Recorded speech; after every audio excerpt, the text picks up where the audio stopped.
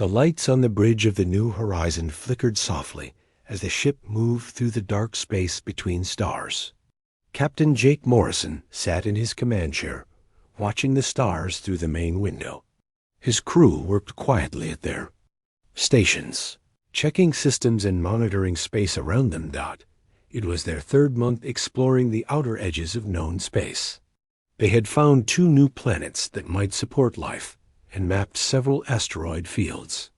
The mission was going well, but Jake knew his crew was getting tired of the long journey away from home. Lieutenant Lisa Grant sat at the communications station, her headset on as she listened to the usual space chatter.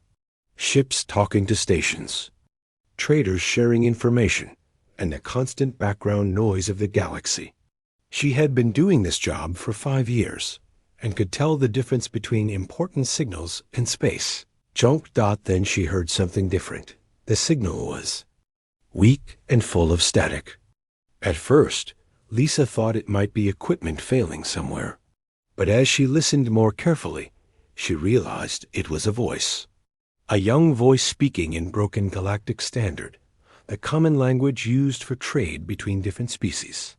Help. Please. Anyone. Help me. Lisa sat up straight and turned up the volume. The voice came again, clearer this time. My ship is broken. I am trapped. Please, someone help me. Double quotes. The voice was scared and desperate. Lisa had heard many distress calls before, but this one was different. This sounded like a child. Captain, Lisa called out, her voice urgent. I'm getting a distress signal. Jake turned his chair toward her. What kind of signal?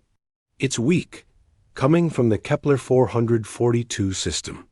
About 6 hours away at full speed. Captain, I think it's a child calling for help.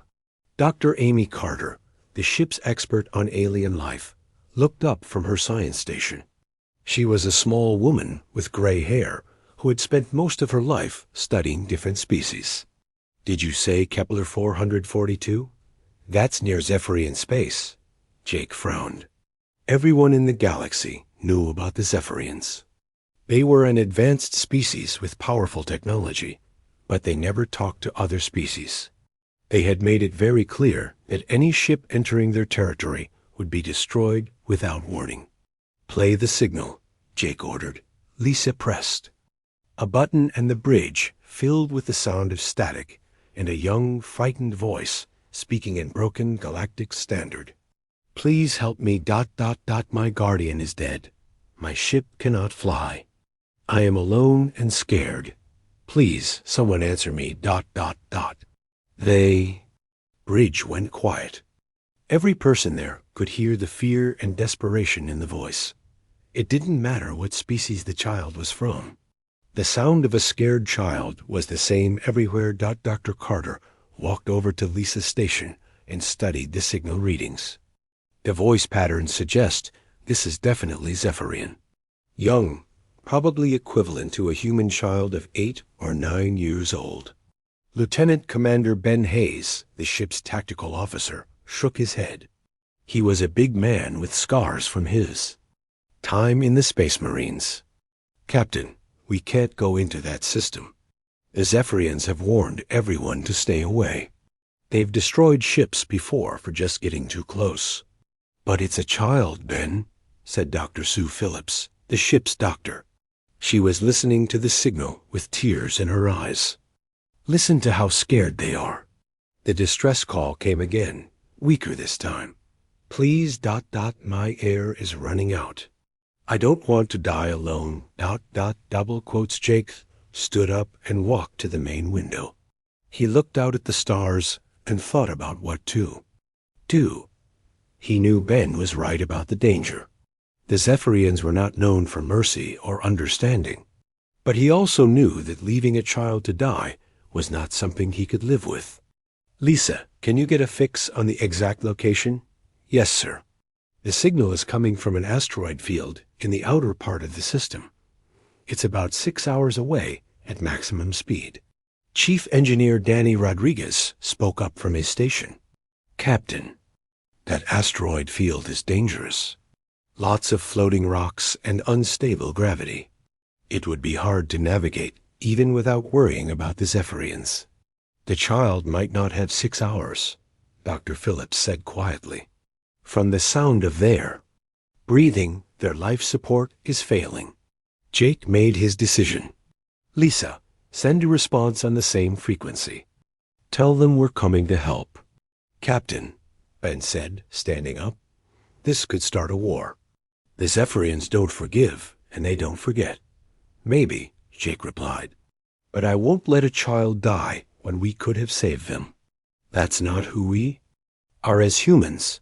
Lisa spoke into her microphone. Unknown vessel, this is the human ship New Horizon. We have received your distress call. We are coming to help you. Please respond if you can hear this message. They waited. For a long moment, there was only static. Then the young voice came back, and this time there was hope mixed with the fear. You are coming to help me? Really? I thought no one would. Come. Everyone says other species are dangerous, but I don't care anymore. I just don't want to die. We're coming, Lisa said gently. What's your name? I am called Kix9472, but my guardian called me just Kix. Are you really going to help me? Yes, Kix, we're going to help you. Just hold on. Jake turned to his crew. Danny, I want maximum speed to that system. Ben, prepare for possible conflict, but keep weapons powered down unless I order otherwise. Amy, I need everything you can find about Zephyrian biology and technology. Sue, start preparing the medical bay for a possible alien patient. Captain, Dr. Carter said, we don't know anything about Zephyrian biology. We don't even know what they breathe or what kind of environment they need. Then we'll figure it out when we get there, Jake replied. Lisa, keep talking to the child. Let them know they're not alone anymore. As the New Horizon changed course toward the Kepler 442 system, Lisa continued talking to Kix, trying to keep the frightened child calm. The crew worked quickly to prepare for a rescue mission that could change everything. None of them knew that this single act of compassion would soon put humanity at the center of a galaxy-wide crisis. All they knew was that somewhere in the darkness of space, a child was calling for help, and they were the only ones willing to answer. The New Horizon shook as it entered the asteroid field. Large rocks floated through space like frozen mountains, some as big as cities. Captain Jake Morrison held onto his chair as the ship twisted and turned to avoid hitting them. Careful, Danny. Jake called to his engineer. Take us in slow. I'm trying, Captain, Danny Rodriguez replied, sweat running down his face as he worked the controls. These rocks are moving in crazy patterns. The gravity here is all mixed up. On the communication station, Lisa Grant kept talking to Kix, the young Zephyrian who was trapped somewhere in this dangerous field of floating rocks. Kix, are you still there? Lisa spoke into her microphone. The reply came back weak and full of static. I'm here. I'm so cold. My heating system stopped working an hour ago. Dr. Amy Carter looked up from her science station where she had been reading everything she could find about Zephyrians. Lisa, ask Kix what kind of air they breathe. We need to know before we try to rescue them. Kix, this is very important. What kind of air do you need to live? There was a pause. I don't know the human words. It's the air that smells like sweet rocks? Dr. Carter's eyes went wide. Sweet rocks? That could be methane. Captain, if Zephyrians breathe methane, our normal air will kill them. How long do we have to figure this out? Jake asked. Kix, Lisa called. How much air do you have left? The machine says. Maybe 2 hours, maybe less. Dr. Sue Phillips, the ship's doctor, came onto the bridge carrying a bag of medical equipment. Captain, I've been reading about Zephyrian biology. They're completely different from us. Their body temperature is much colder, and they need different chemicals to survive. The ship shook again as Danny steered around another large asteroid. "Captain, I'm getting a reading on the distress signal. It's coming from between two big rocks about 5 minutes ahead." "Good work, Danny. Take us there, but be ready to back away fast if we need to." As they got closer, the view screen showed something that made everyone on the bridge stop talking. A small ship was stuck between two asteroids, each one bigger than a space station. The ship looked like it was made of blue metal that seemed to glow with its own light. But parts of it were torn open, and they could see dark holes where the hull had been damaged. "There it is," Lisa whispered. "Kix, we can see your ship now. We're coming to get you. You can see me?" "Really? I thought I would die here alone." The young voice was crying now. "My guardian told me that other species would hurt me, but I don't care anymore. I just want to live." Lieutenant Commander Ben Hayes studied the situation through his tactical equipment. "Captain, this is going to be very difficult. The ship is stuck tight between those rocks. If we try to pull it out, we might crush it. Then we go to them," Jake decided. "Danny, can you get us close enough to dock with their ship?" "I can try, but it will be dangerous. If those asteroids shift, we could all get crushed." Jake looked at his crew. These people had been with him for years, and he trusted them completely. Everyone understand the risk here. If anyone wants to object, speak now. No one said anything. Dr. Phillips stepped forward. "Captain, that child needs help. We can't just leave them." "Then let's do this. Danny, take us in. Lisa, tell Kix we're coming aboard their ship to get them." The New Horizon moved slowly between the two massive rocks. The space was so tight that Danny had to turn off some of the ship's systems to make it fit. Everyone held their breath as the ship squeezed through. "Kix," Lisa called, "we're going to connect our ship to yours. But we need to know something important. Will our air hurt you?" "I don't know. My guardian never told me about other species." "Air." Dr. Carter had been working on her computer. "Captain, I think I know how to help. We have some emergency suits that can be modified to carry different types of air. If Danny can help me change the air systems, we might be able to create a methane environment." "Do it," Jake ordered. "How long do you need?" "Give me 20 minutes. "Kix," Lisa said gently, "we're going to need a little time to prepare special equipment to help you. Can you hold on for 20 more minutes?" I think so. But I'm getting very cold, and it's hard to think." Dr. Phillips grabbed her medical bag. "I'm going with the rescue team. The child might need immediate medical help." "Sue, we don't know anything about Zephyrian medicine," Jake warned. "Then I'll learn as I go. That child is not going to die on my watch." 20 minutes later, Danny and Dr. Carter had finished modifying 2 environmental suits. The suits now carried tanks of methane gas instead of oxygen. It was dangerous work, because methane could explode if it mixed with oxygen. "Captain," Danny reported, "the suits are ready, but they're not perfect. We don't know exactly what mixture of gases Zephyrians need." "This is our best guess." Jake nodded. "Ben, you're with me.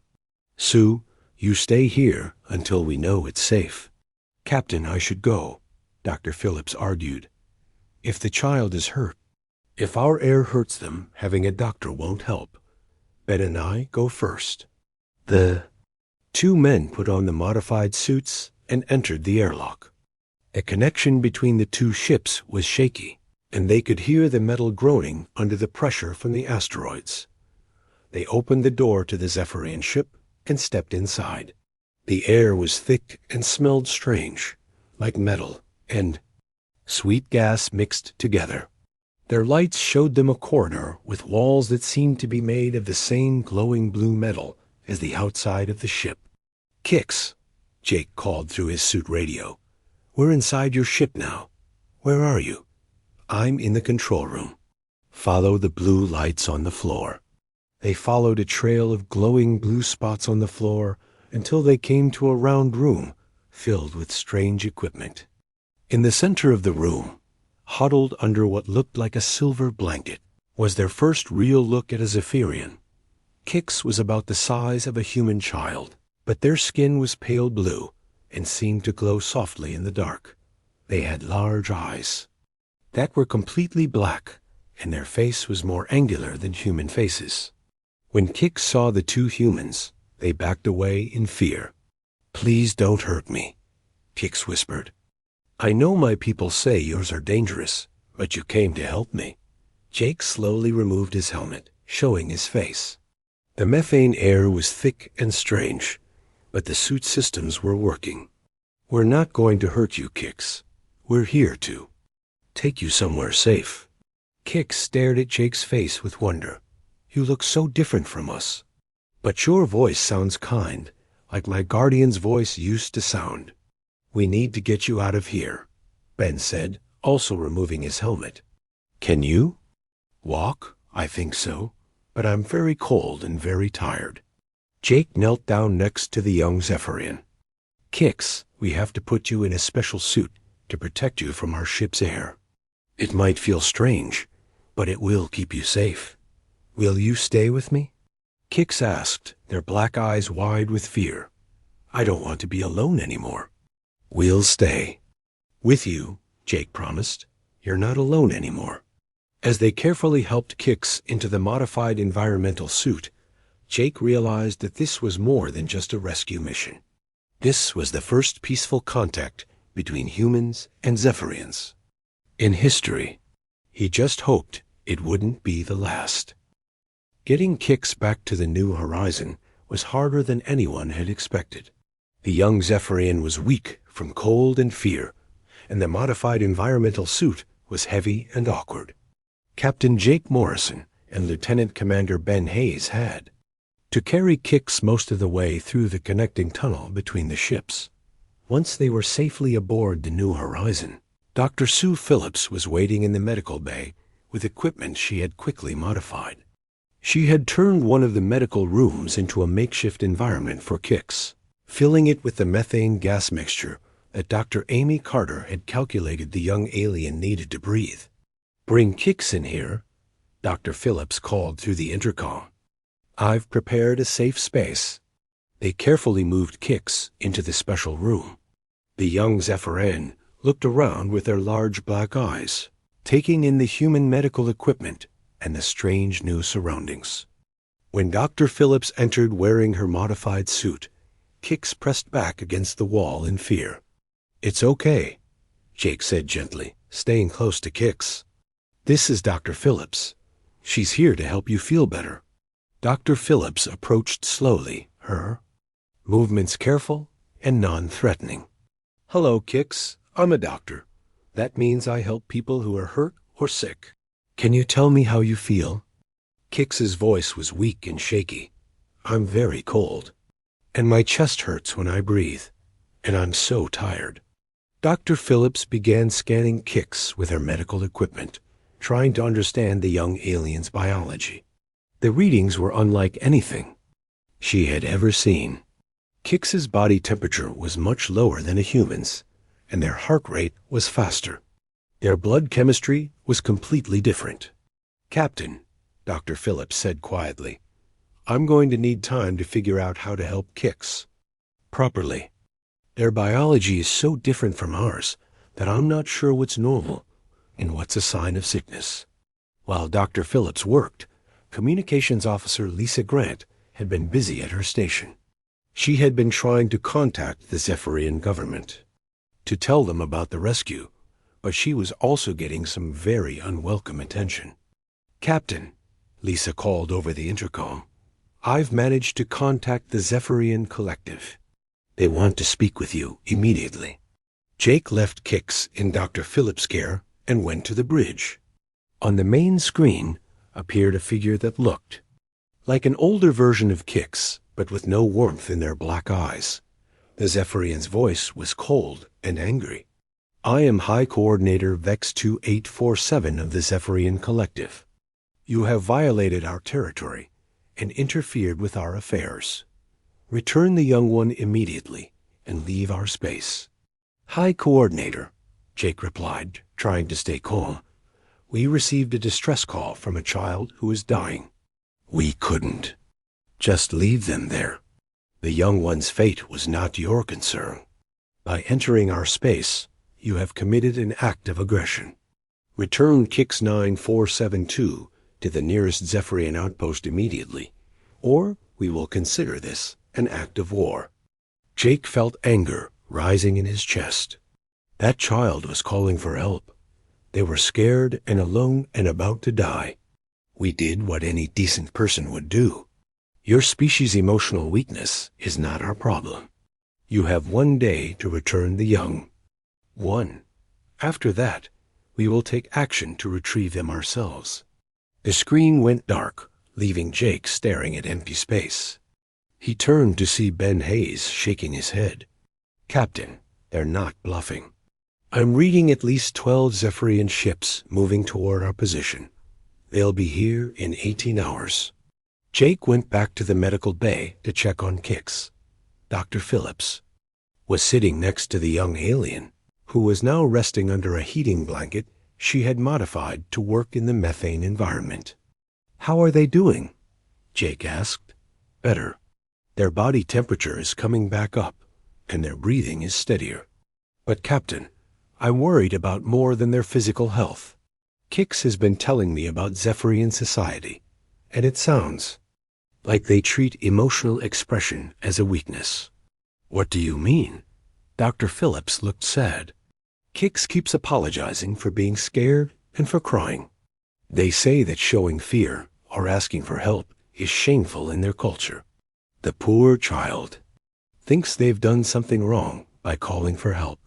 Jake looked at Kix, who was now awake and listening to their conversation. The young Zephyrian's eyes were full of worry. "Kix," Jake said gently, "you didn't do anything wrong. Asking for help when you need, it takes courage, not weakness.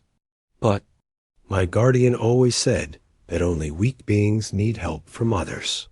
Strong beings solve their problems alone." "Your guardian was wrong," Dr. Phillips said firmly. "Even the strongest people need help sometimes. That's what makes us stronger together." Communications specialist Tony Baker's voice came over the intercom.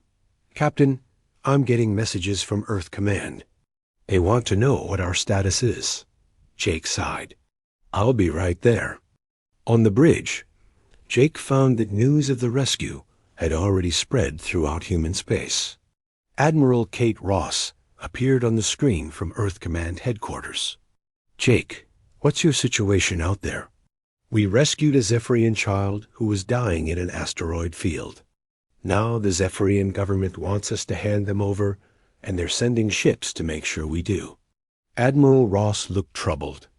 "Jake, the political situation is getting complicated. The Zephyrians are threatening economic sanctions against any human worlds that support your actions. Some of our own politicians are saying we should just give them the child and apologize. Admiral, with respect, that's not going to happen. This child was calling for help, and we answered. I won't hand them over to people who think showing fear is a crime. I understand your position, Jake, but this could affect all of humanity's relationships with other species. The Galactic Council is meeting to discuss the situation." After the call ended, Jake returned to the medical bay. Kix was now sitting up, looking much better physically, but still worried and confused. "Captain Jake," Kix said quietly, "I heard the adults talking. I'm causing trouble for your people, aren't I?" Jake sat down next to the young alien. "Kix, you're not causing trouble. We chose to help you because it was the right thing to do. But what if the coordinators want to punish me when I go back? What if they say I've been contaminated by alien ideas?" Dr. Phillips and Jake exchanged worried looks. Neither of them had thought about what might happen to Kix after they returned them to Zephyrian space. "What do you mean by contaminated?" Dr. Phillips asked gently. Kix's voice became very small. Sometimes when young ones are exposed to alien ideas, the coordinators make them forget. They use machines to clean out the bad thoughts and make sure we only think proper Zephyrian thoughts. Jake felt a chill run down his spine. They would erase your memories? If they think I've learned wrong ideas about emotions or asking for help, yes. They would make me forget everything that happened here. Dr. Phillips reached out and gently touched Kix's hand. That's horrible. No one should have their memories taken away. But what choice do I have? Kix asked, tears running down their blue cheeks. I have to go back. I have nowhere else to go. Jake looked at the young alien who had learned to cry, to ask for help, and to trust strangers. The idea of returning Kix to people who would erase all of that growth and learning made him sick. Maybe you do have a choice, Jake said quietly. Maybe there's another way. Outside the ship, the stars continued to shine, but Jake knew that. Hard decisions lay ahead. In less than 18 hours, the Zephyrian fleet would arrive, and humanity would have to choose between political safety and doing what was right for one frightened child. The news of Kix's rescue spread through the galaxy faster than anyone expected. Within hours of the first reports, every major news network was covering the story. The headlines were dramatic and divided. Humans risk war to save alien child. And dangerous human interference in Zephyrian affairs. Captain Jake Morrison watched the news reports on his ready room screen while sipping coffee that had grown cold hours ago. The reports showed pictures of his ship, the New Horizon, alongside images of Zephyrian warships that were now moving toward their location. On the Galactic Council Station, representatives from dozens of species were gathering for an emergency meeting. Jake could see them on the news feeds, arriving in their various ships and making statements to reporters. The Altarian representative, a tall being with silver skin and no visible emotions, spoke to the cameras outside the council chambers. The humans have made a serious mistake. In nature, the weak die and the strong survive. This is how species improve themselves. By saving this weak child, the humans have interfered with natural law. Next came the Centauri Federation delegate, a creature that looked like a walking tree with glowing eyes. We suspect the humans are using this rescue as an excuse to spy on Zephyrian technology. Their actions are not as innocent as they claim. But not everyone was against the human actions. The representative from the peaceful Andromedan Union, a being that looked somewhat like a large butterfly, had different words. The humans showed great courage and compassion. If we cannot help children in need, what kind of civilization are we? Jake turned off the news and walked to the bridge. His crew was working quietly, but he could see the worry on their faces. They all knew that 12 Zephyrian warships were getting closer every hour. Any word from Earth Command? Jake asked Lisa Grant. Yes, sir. Admiral Ross wants to speak with you in 1 hour. Also, we're getting messages from all over human space. Some support what we did. Others say we should apologize and hand over Kix immediately. Lieutenant Commander Ben Hayes looked up from his tactical station. Captain, I've been studying the Zephyrian ships that are coming our way. They're heavily armed and built for war. If they decide to attack, we won't have much chance. How long until they get here? About 14 hours, sir. Jake nodded and went to check on Kix in the medical bay. The young Zephyrian was sitting up in bed, looking much healthier than when they had first rescued them. Dr. Sue Phillips was teaching Kix how to play a simple human card game. How are you feeling, Kix? Jake asked. Much better, Captain Jake.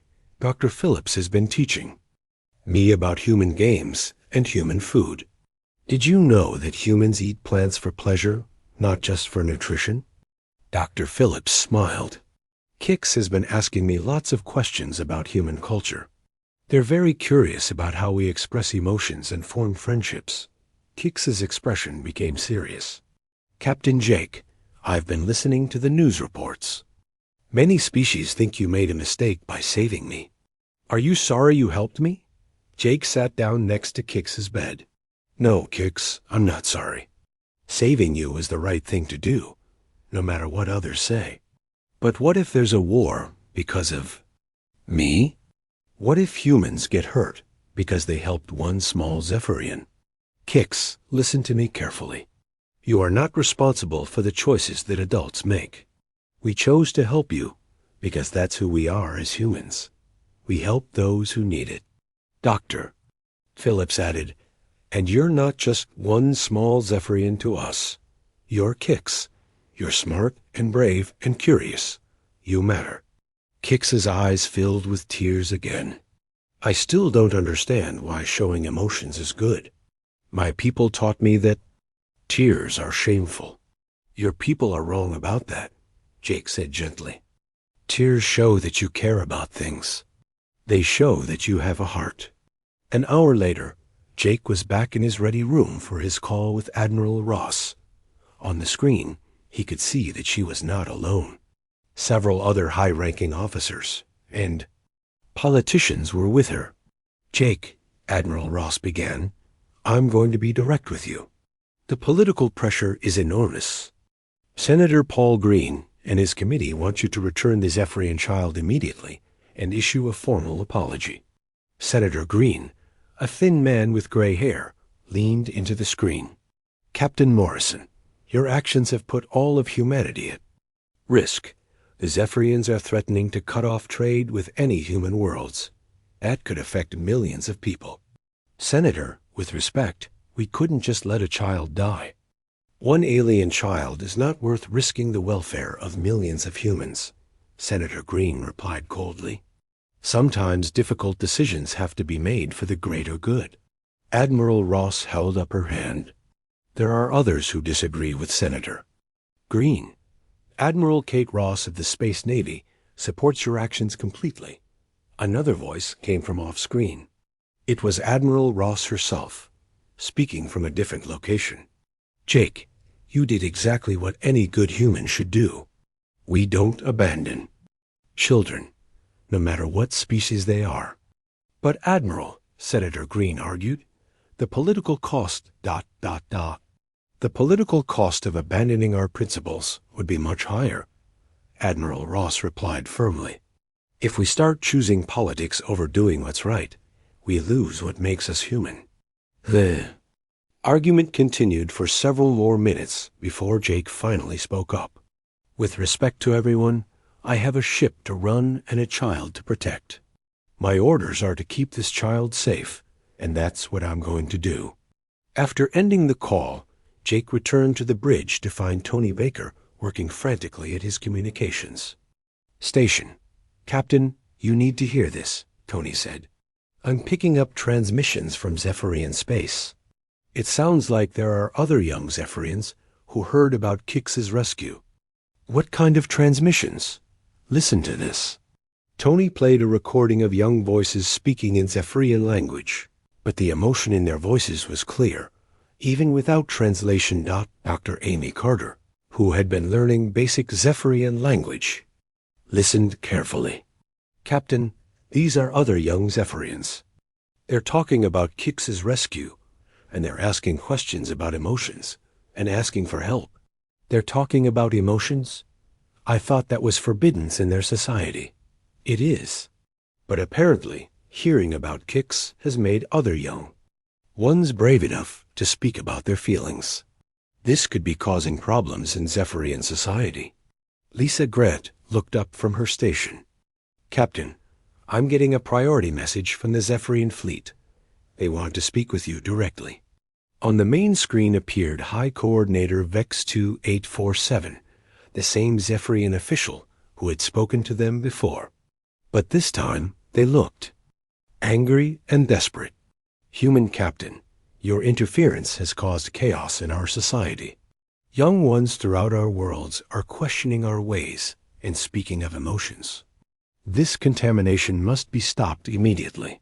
High Coordinator, we simply rescued a child who is calling for help. That child has become a symbol of rebellion among our young. They must be returned for proper reconditioning before this contamination spreads further. Jake felt his anger rising. You mean you want to erase their memories because they learned? To feel emotions? Emotions are weakness.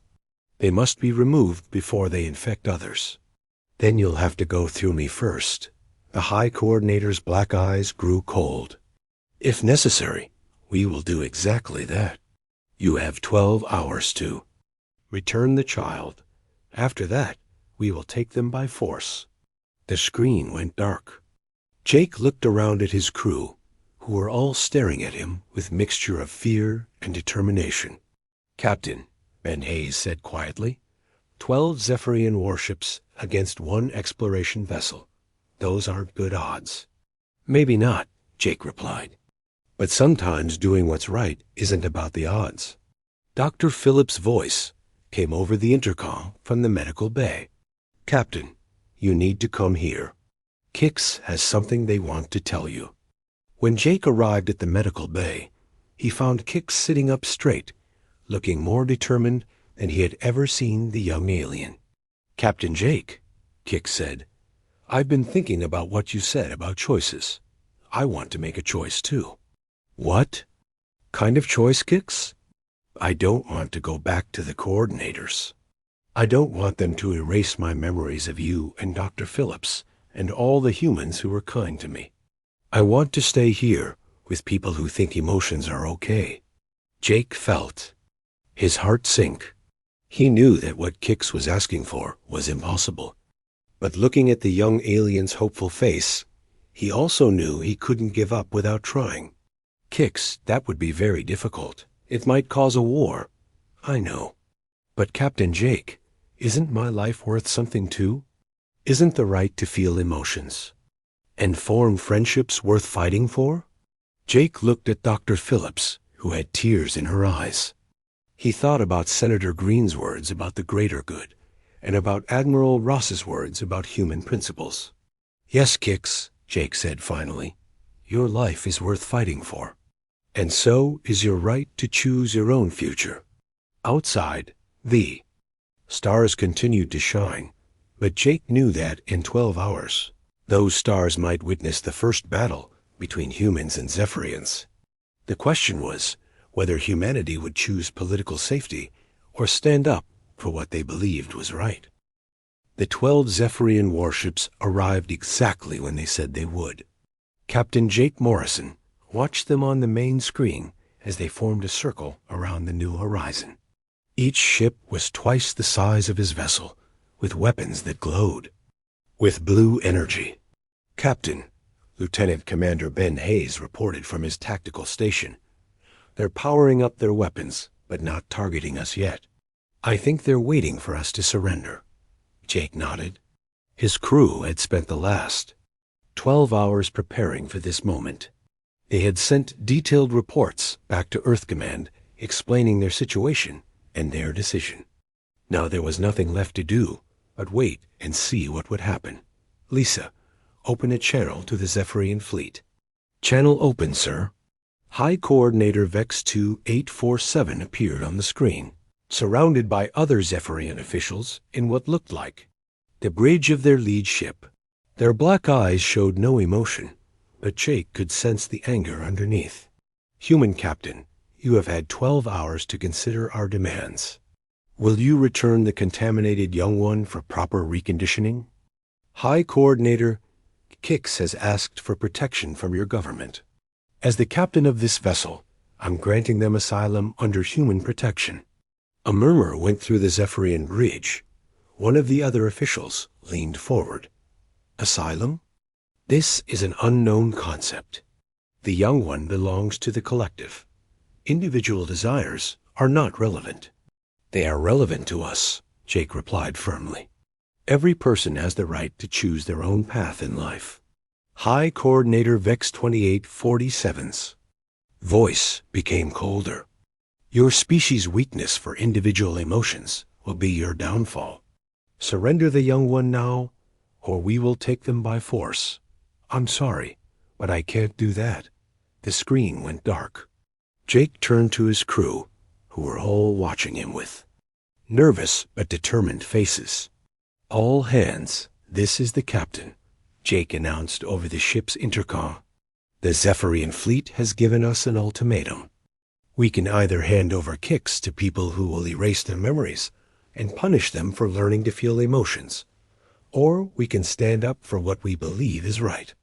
I've made my choice. We protect Kix." In the medical bay, Dr. Sue Phillips was with Kix, who had been listening to everything through the intercom. The young Zephyrian was scared, but trying to be brave.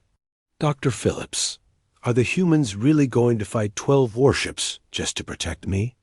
Kix asked.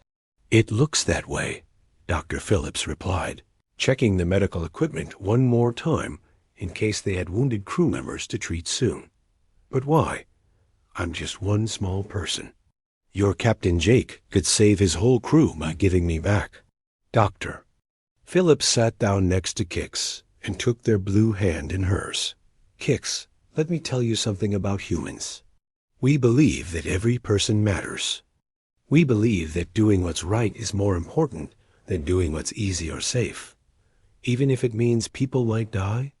Even then, because if we don't stand up for what's right when it's hard, then our principles don't mean anything." Kix was quiet for a moment. "My people would say that's foolish. Maybe it is foolish, but it's who we are." On the bridge, communications specialist Tony Baker was picking up transmissions from all over the galaxy. "Captain, news of our standoff is spreading fast. I'm getting messages from dozens of species." "What are they saying?" "It's mixed, sir. Some support us, others think we're being reckless. But Captain, there's something else. I'm picking up more transmissions from young Zephyrians throughout their space. They're talking about kicks and about freedom to feel emotions." Dr. Amy Carter looked up from her science station. "Captain, this is bigger than just kicks now. There. Rescue has become a symbol for young Zephyrians who want the right to express themselves." Before Jake could respond, alarms started blaring throughout the ship. "Captain," Ben Hayes called out, "the Zephyrian ships are moving into attack formation." On the screen, Jake could see the enemy ships repositioning themselves.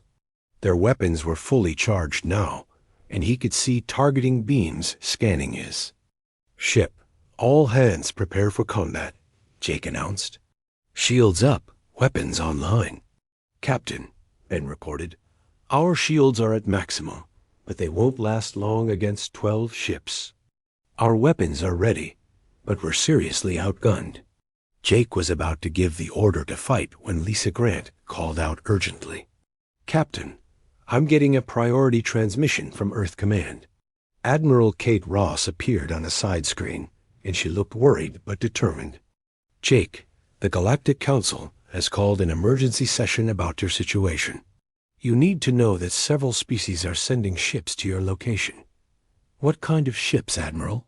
"Mixed. Some are coming to support the Zephyrians in demand. You surrender kicks, but others are coming to support you. The Andromedan Union is sending 3 ships. The Tau Ceti Alliance is sending 2. Even some individual ships from other species are heading your way." Jake felt a spark of hope. "How long until they arrive?" "About 6 hours for the closest ones." "Jake, you need to hold out until then." "We'll do our best, Admiral." The transmission ended just as High Coordinator Vex-2 847 appeared on the main screen. "Again, Human Captain, this is your final warning. Surrender the contaminated young one immediately, or we will open fire." Jake looked around at his crew.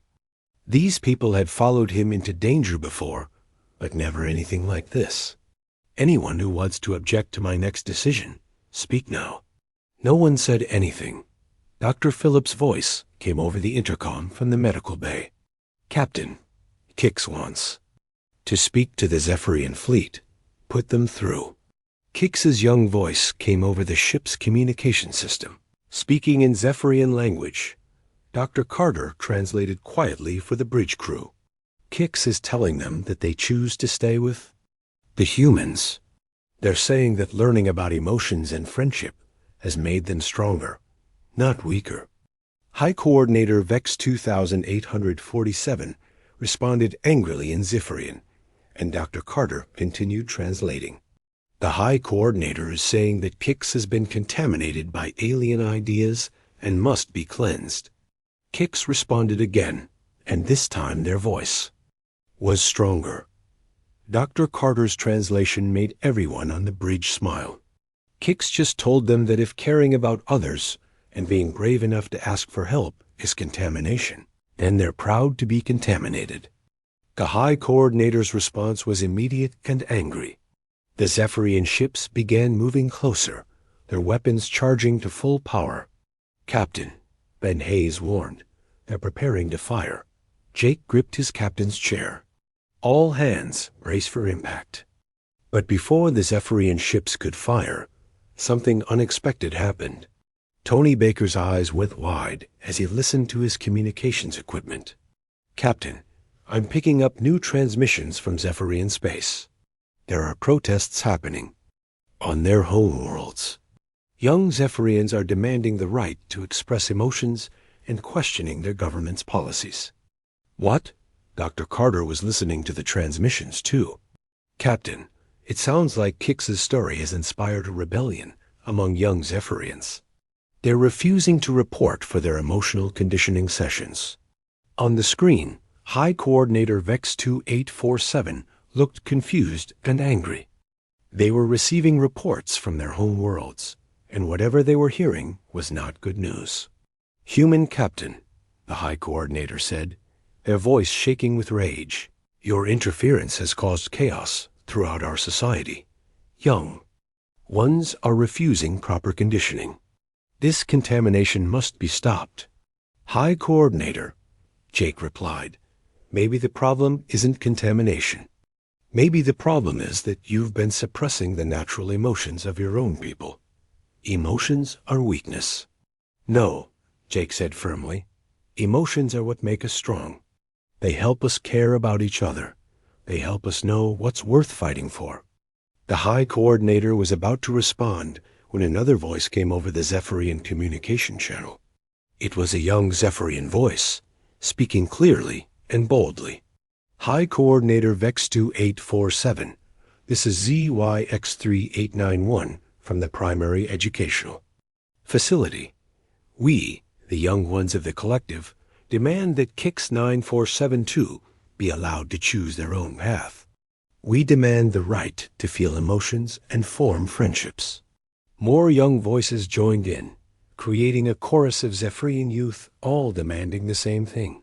High Coordinator Vex 2847 looked panicked as the protests grew louder.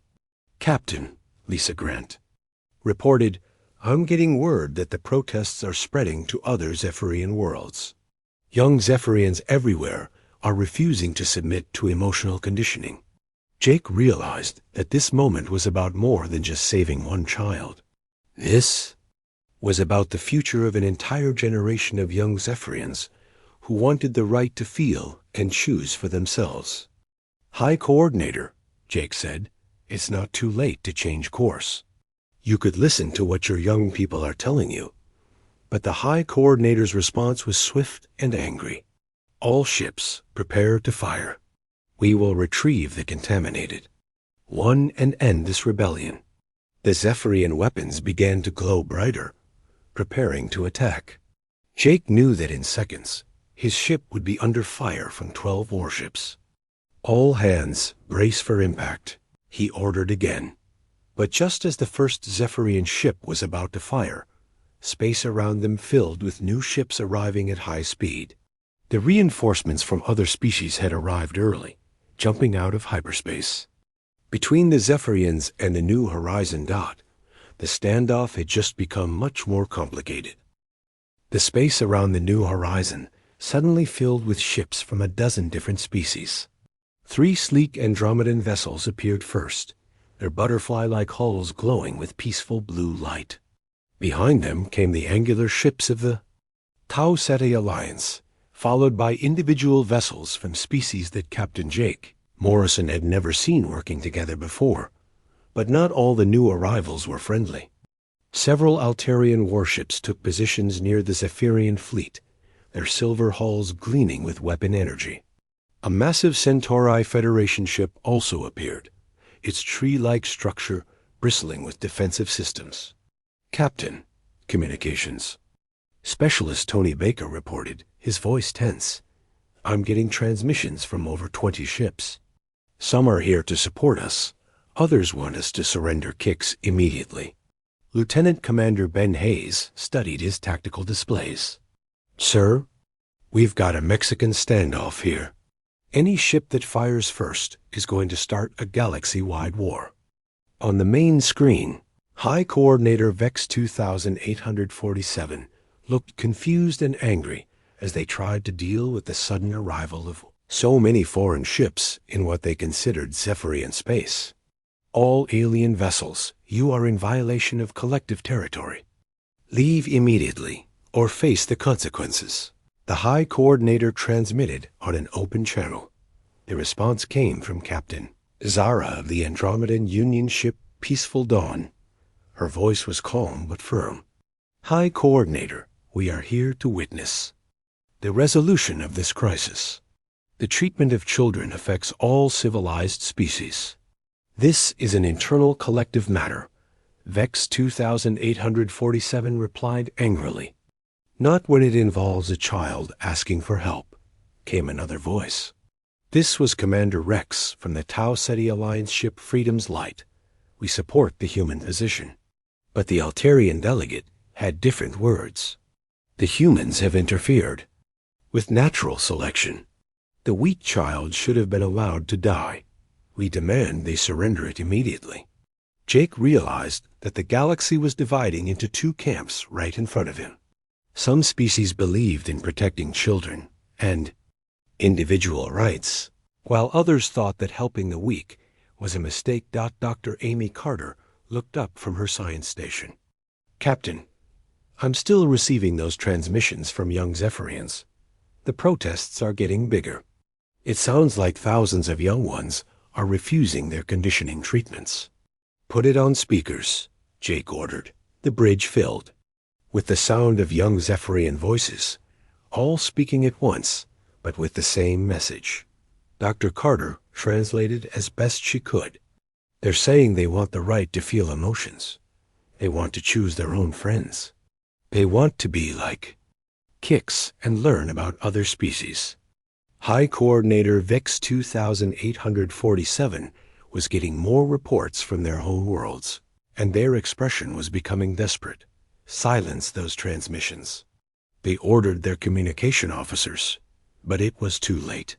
The voices of young Zephyrians were being broadcast across the galaxy, and every species could hear them asking for the same basic rights that most civilizations took for granted. Dr. Sue Phillips' voice came over the intercom from the medical bay. "Captain, Kix wants to speak to all the ships." "Put them through." Kix's young voice came over the communication system, speaking in clear Galactic standard so everyone could understand. "My name is KYX9472, but my human friends call me just Kix. I was dying alone and scared in an asteroid field when these humans heard my call for help. They risked their lives to save me, even though they knew it might cause trouble." The young Zephyrian's voice grew stronger as they continued. "The humans taught me that it's okay to feel scared and okay to ask for help. They taught me that caring about others makes us strong, not weak. They taught me that every person matters, no matter how small." High Coordinator Vex-2847 tried to interrupt, but Kix kept talking. "I don't want to go back to the coordinators. I don't want them to erase my memories of kindness and friendship. I want to stay with people who think emotions are good things." From across Zephyrian space, more young voices joined in, creating a chorus that grew louder and stronger with each passing moment. They were all saying the same thing. They wanted the right to feel, to choose, to be individuals. Captain Zara of the Andromedan ship spoke again. "High Coordinator, perhaps it's time to listen to what your young people are telling you.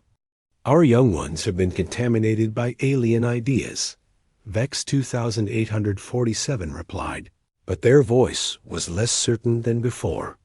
"Or maybe," Jake said, "they're finally free to express what they've always felt inside." At that moment, something unexpected happened. A new voice came over the Zephyrian communication channel, but this one was different. It was an adult Zephyrian, speaking with authority. "High Coordinator Vex 2847. This is Senior Researcher QYX5521 from the Zephyrian Science Institute. I have been studying the effects of emotional suppression on our young for many years. The human doctor's findings are correct. Dr. Phillips had been sharing her research about Kix's improvement with scientists throughout the galaxy, including some brave Zephyrian researchers who had been quietly studying the same problems. Researcher QY X5521, you are speaking of forbiddance. Topics: Vex 2847 warned. No longer, the scientist replied. I have data from thousands of young Zephyrians showing that emotional suppression causes psychological damage. Our conditioning treatments have been harming our children, not helping them. More adult Zephyrian voices joined the conversation.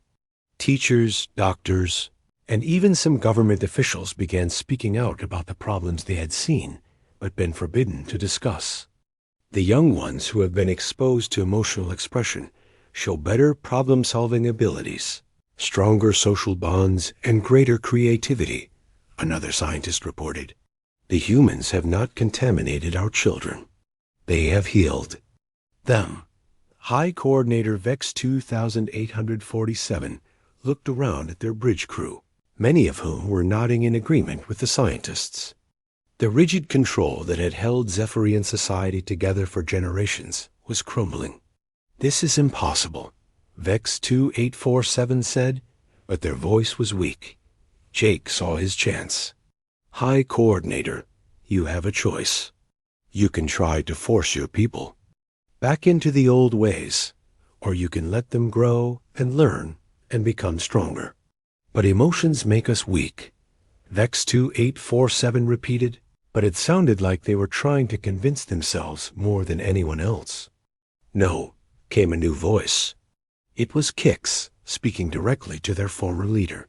Emotions made me brave enough to call for help. They made the humans brave enough to answer.